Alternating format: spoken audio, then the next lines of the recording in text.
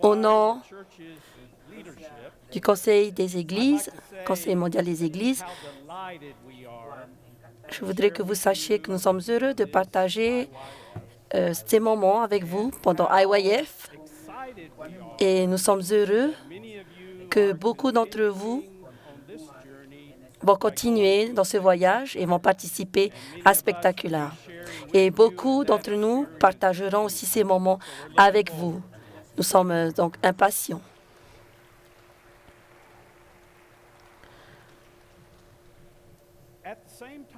En même temps,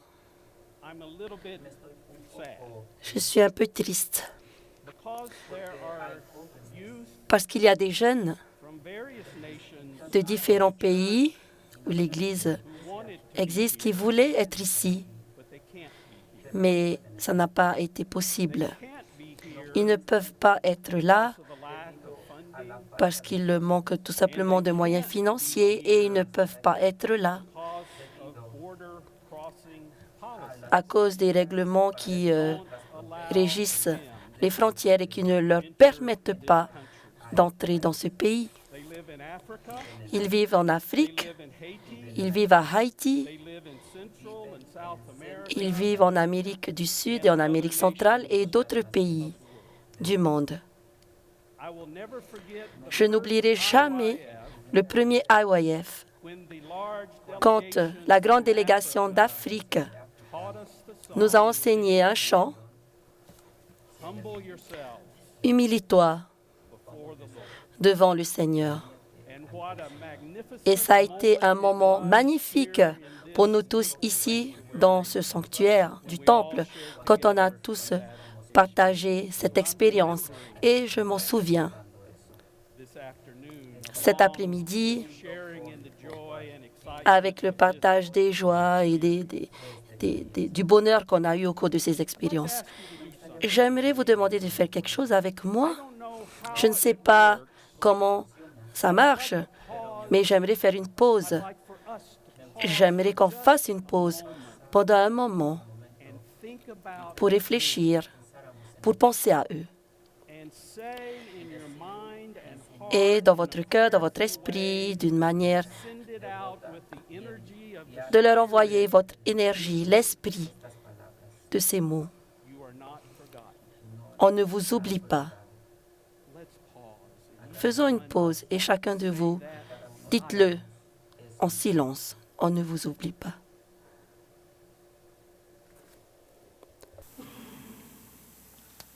Thank you. Merci. Notre thème est « Regarder au-delà de l'horizon ». Ce thème provient de Doctrine et Alliance 161, paragraphe 1a. Levez votre regard et fixez-le sur cet endroit au-delà de l'horizon vers lequel vous êtes envoyés. Voyagez avec confiance. Assurez que l'œuvre grande et merveilleuse est pour cette époque et pour toutes les époques. Cette phrase, la grande et merveilleuse œuvre, est l'une qui a été utilisée dès les premiers jours de l'Église. C'est une des manières de décrire notre voyage incroyable, notre aventure avec Dieu, tandis que Dieu utilise l'Église pour accomplir ses desseins dans le monde. Mais voici la vérité. Tout ce qui est au-delà de l'horizon,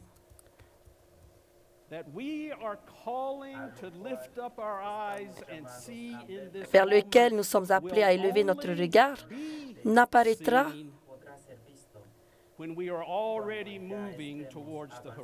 que si nous nous dirigeons vers cet horizon.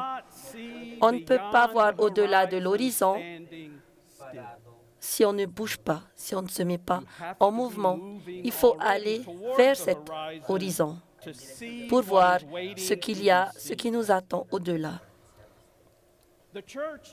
L'Église est une communauté de foi et d'espoir guidés, formés et fondés par l'Esprit de Dieu. Et cet Esprit nous appelle, là, aujourd'hui, maintenant, vers l'avenir que Dieu envisage pour chacun de vous, pour nous tous ensemble, pour toute l'Église et pour le monde. Et Dieu nous appelle d'aller au-delà de l'horizon visible où Dieu est déjà en train de créer cet avenir et attend de voir qui viendra. Maintenant, les gens tenteront de vous décourager, d'aller au-delà de cet horizon. Certains n'aiment pas les nouveaux défis, les nouvelles compréhensions et les changements nécessaires qui se révèlent avec clarté. Ils disent, on est déjà arrivé. Il n'y a rien de plus à découvrir. Et je vous dis, ne les croyez pas. C'est ce que les gens ont dit à Abraham et à Sarah, nos ancêtres communs. Mais les Écritures disent, et je cite à partir d'Hébreux chapitre 11, verset 8, « C'est par la foi qu'Abraham, lors de sa vocation, obéit et partit pour un lieu qu'il devait recevoir en héritage, et qu'il partit sans savoir où il allait. Mais il est allé. »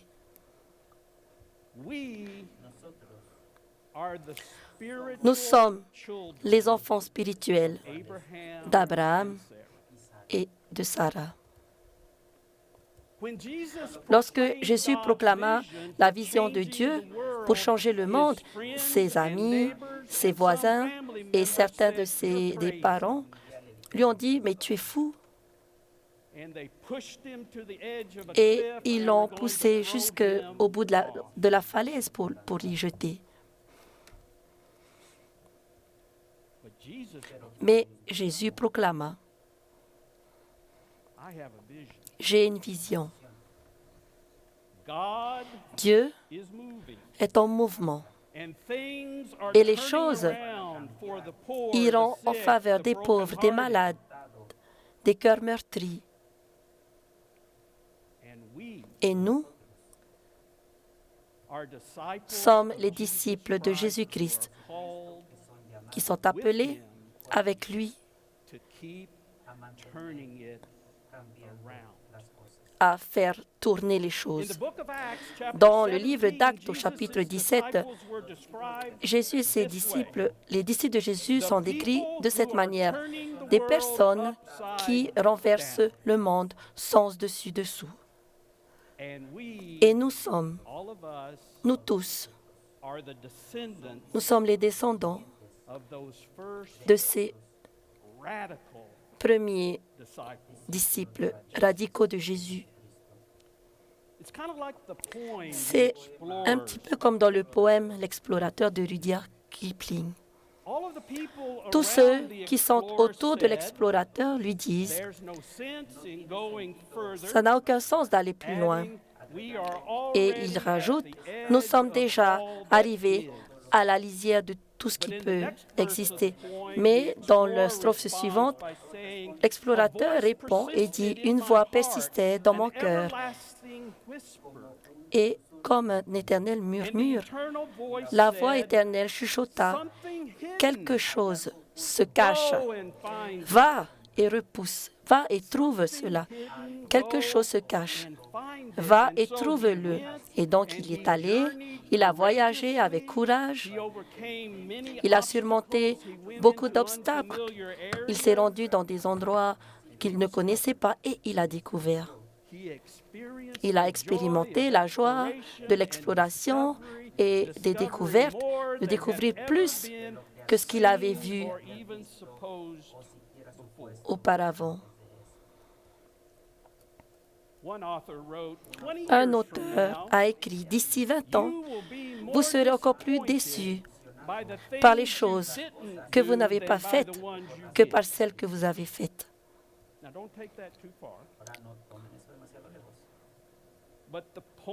Le point que je veux faire, c'est que,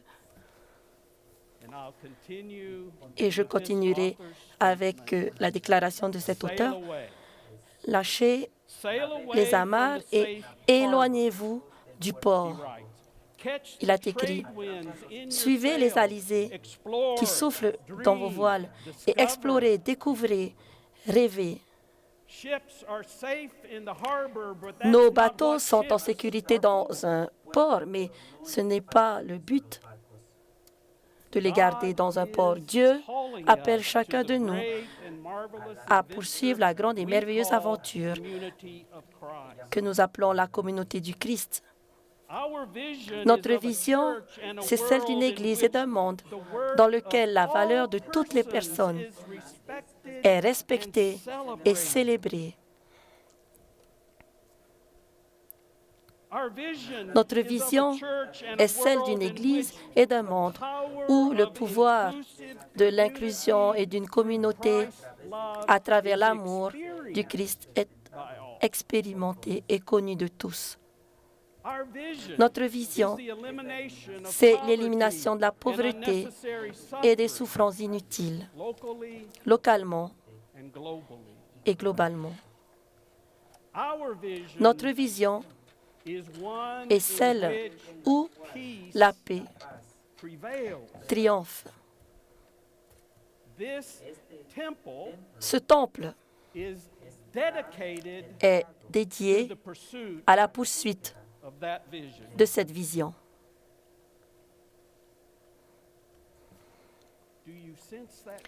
Est-ce que vous ressentez cet appel qui tourbillonne en vous? Est-ce que vous avez un désir croissant d'aller dans l'avenir de Dieu et de le découvrir? Est-ce que vous avez des idées sur ce que l'Église pourrait être, tandis que nous continuons notre chemin vers cet avenir? Est-ce que vous ressentez la préoccupation et le bien-être des autres, le bien-être d'autres dans toute la création? Ça, ces émotions, ces sentiments, c'est l'Esprit de Dieu qui nous appelle, qui vous appelle. Faites attention à ces sentiments. Comme déclaré dans Doctrine et Alliance 163, 4b,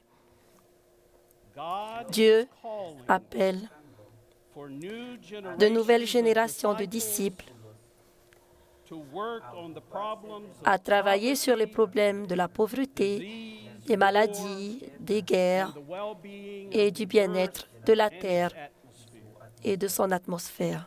Et dans la même section, Dieu promet que vos contributions seront multipliées si vos cœurs sont focalisés sur la volonté de Dieu pour la création. Et la volonté de Dieu, c'est la compassion, la justice, l'égalité, le bien-être et la paix pour tous et pour toute la création.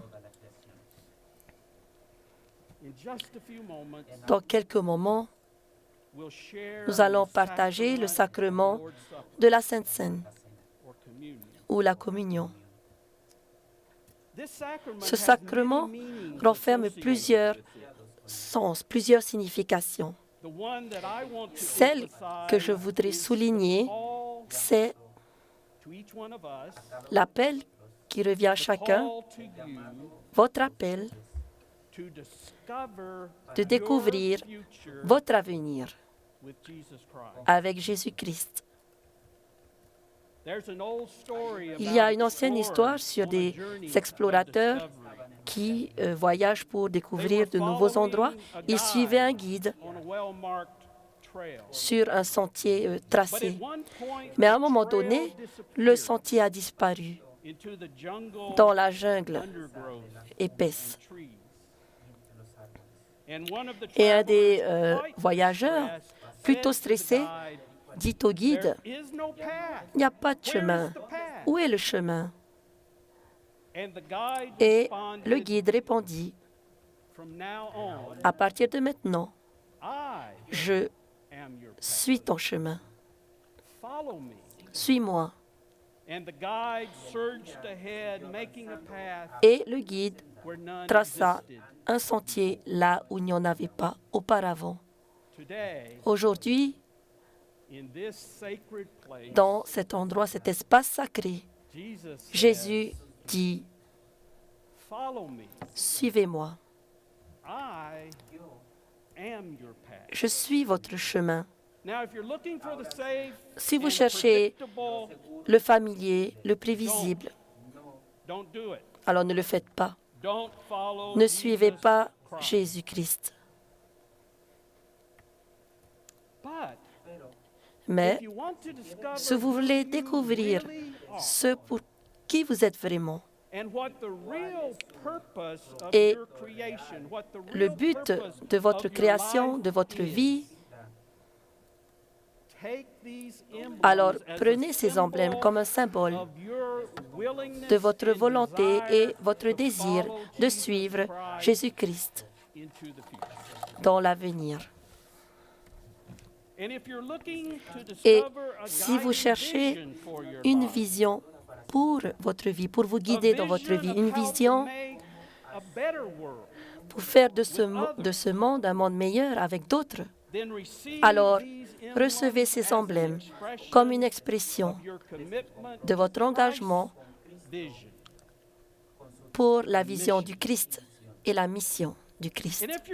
Et si vous cherchez à découvrir ce qu'il y a au-delà de l'horizon, pour vous et l'Église, alors prenez ces emblèmes comme une expression de votre foi et espoir et volonté de mettre votre confiance en Jésus au-delà de ce que vos yeux peuvent voir. Quelque chose se cache. Allez et trouvez-le. Allez.